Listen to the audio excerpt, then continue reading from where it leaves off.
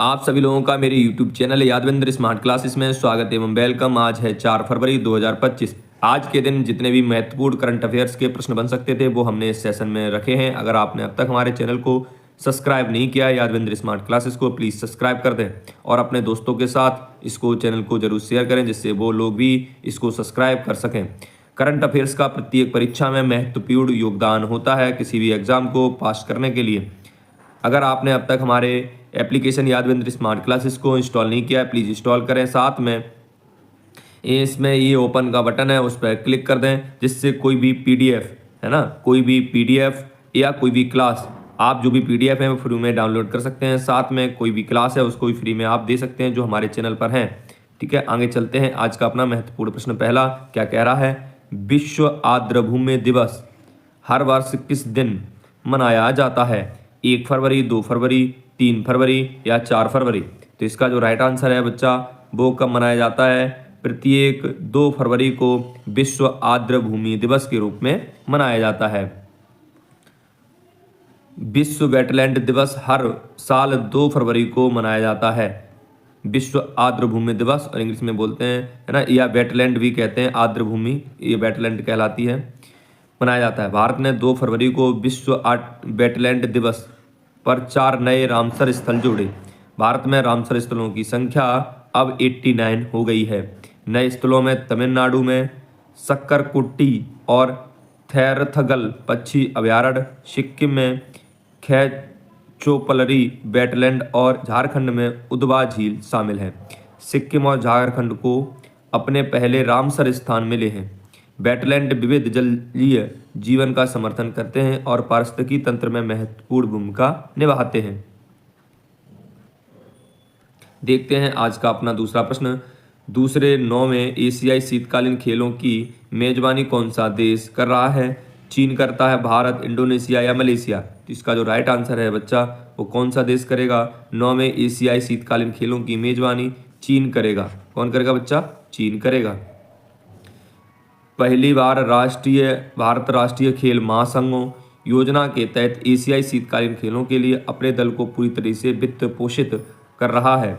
9वें एशियाई शीतकालीन खेल 7 से 14 फरवरी 2025 तक चीन के हार्बिन में आयोजित किए जाएंगे।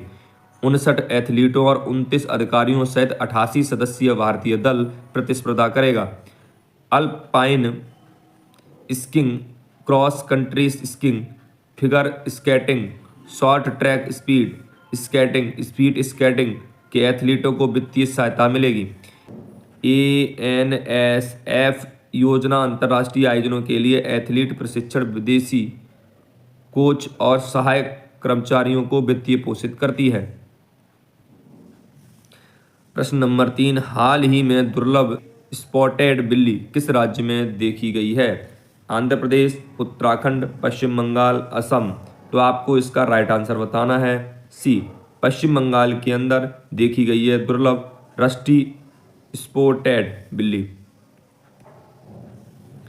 हाल ही में पश्चिम बंगाल के पुलिया जिले के जंगलों में पहली बार रहस्यमयी जंग खाए हुए धब्बेदार बिल्ली को देखा गया। यह दुनिया की सबसे छोटी, सबसे हल्की बिल्ली है जिसका वजन 1.5 किलो से भी कम है। वैज्ञानिक रूप से प्रियोनेलुरस रूबिगिनोसस के रूप में जानी जाने वाली इस बिल्ली की त्वचा पर जंग लगे धब्बे, आंखों के पास सफ़ेद धारियां, बाल, छोटा गोल सिर, मध्य रूप से लंबी बिना निशान वाली जंग लगी पूंछ होती है जिसकी बड़ी आंखें उसकी रात की आदतों में मदद करती है, जबकि छोटे पैर और काले तलवे वाले पैर की इसकी चपलता को बढ़ाते हैं। भारत में इसकी 80% आबादी रहती है और इसे IUCN द्वारा निकट संकटग्रस्त के रूप में सूचीबद्ध किया गया है। आज का अपना चौथा प्रश्न, भारतीय भाषा पुस्तक योजना का प्राथमिक उद्देश्य क्या है? अंग्रेजी भाषा सीखने को बढ़ावा देना, विदेशी भाषा शिक्षा को प्रोत्साहित करना, नए विश्वविद्यालय की स्थापना करना, भारतीय भाषाओं में डिजिटल पाठ्य पुस्तकें उपलब्ध कराना। तो इसका जो राइट आंसर है 4 का वो है डी, भारतीय भाषाओं में डिजिटल पाठ्य पुस्तकें उपलब्ध कराना। ये इसका राइट आंसर है चौथा इस प्रश्न का। केंद्रीय बजट 2025-26 में भारतीय भाषाओं में डिजिटल पाठ्य पुस्तकें उपलब्ध कराने के लिए भारतीय भाषा पुस्तक योजना शुरू की गई है। इसका उद्देश्य स्कूलों और विश्वविद्यालयों में छात्रों के लिए सीखना अधिक सुलभ बनाना। इस योजना विविध भाषाई पाठ पृष्ठभूमि का समर्थन करने के लिए कई क्षेत्रीय भाषाओं में अध्ययन सामग्री प्रदान करेगी। इसका उद्देश्य पूरे भारत में छात्रों के लिए शैक्षिक संस्थानों में अंतर को पाटना है। यह पहल ASMITA अनुवाद और अकादमी लेखन के माध्यम से भारतीय भाषाओं में अध्ययन सामग्री को बढ़ाना कार्यक्रम का पूरक है, जो भारतीय भाषाओं में अकादमी सामग्री का अनुवाद और विकास करने में केंद्रित है। प्रश्न नंबर 5, प्रथम रायसीना मध्य पूर्व सम्मेलन का आयोजन कौन सा शहर कर रहा है?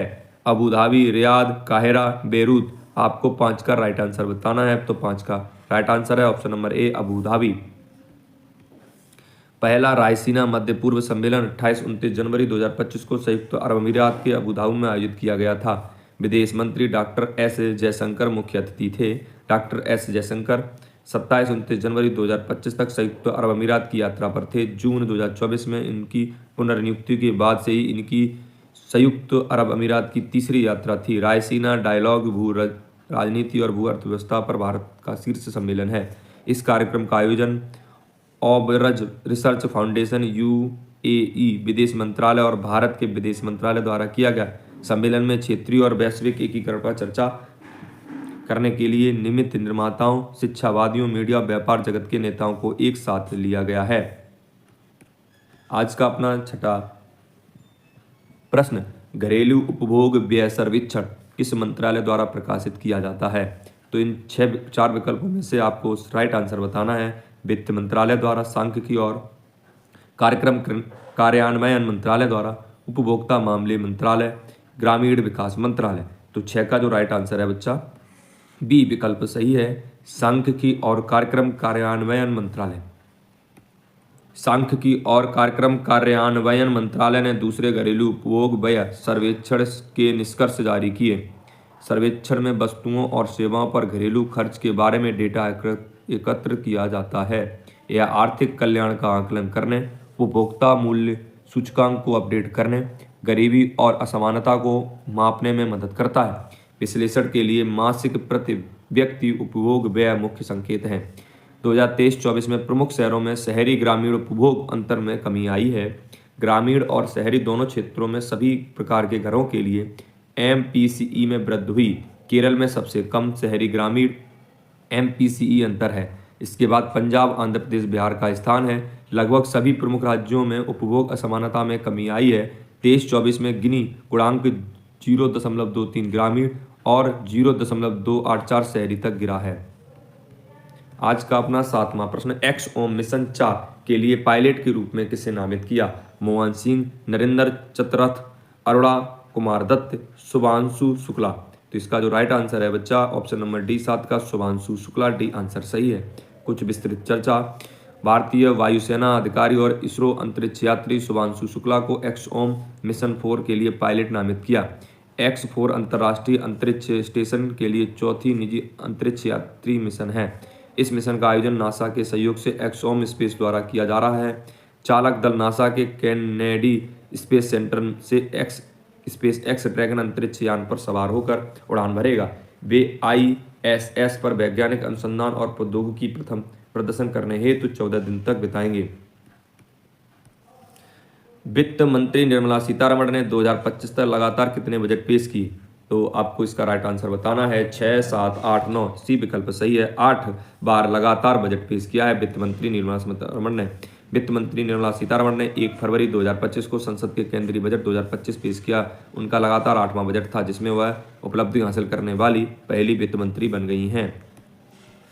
बजट 2025 में नई कर व्यवस्था के तहत कितनी राशि तक कोई आयकर देय नहीं है? 10 लाख, 11 लाख, 12 लाख, 13 लाख। तो इसका जो राइट आंसर है बच्चा 12 लाख रुपए। आयकर सुधार, नई कर व्यवस्था के तहत 12 लाख रुपए तक कोई भी कर दे नहीं है, ऐसा सरकार ने बताया है। बजट 2025 के अनुसार अगले 5 वर्षों में सरकारी स्कूलों में कितनी अटल टिकरिंग लैब स्थापित करने की योजना है? 40,000, 45,000, 50,000 या 55,000। तो इसका जो राइट आंसर है बच्चा 50,000, ऑप्शन नंबर सी सही है। शिक्षा, अगले 5 वर्षों में सरकारी स्कूलों में 50 अटल टिंकरिंग लैब स्थापित की जाएंगी। अगर आपको हमारी ये क्लास या ये सेशन पसंद आया हो तो प्लीज़ यादवेंद्र स्मार्ट क्लासेस को सब्सक्राइब करें, साथ में बेल आइकन का बटन दबाएं। अगर क्लास वीडियो पसंद आई हो तो दोस्तों के साथ शेयर करें और लाइक करना ना भूलें। जय हिंद, जय भारत।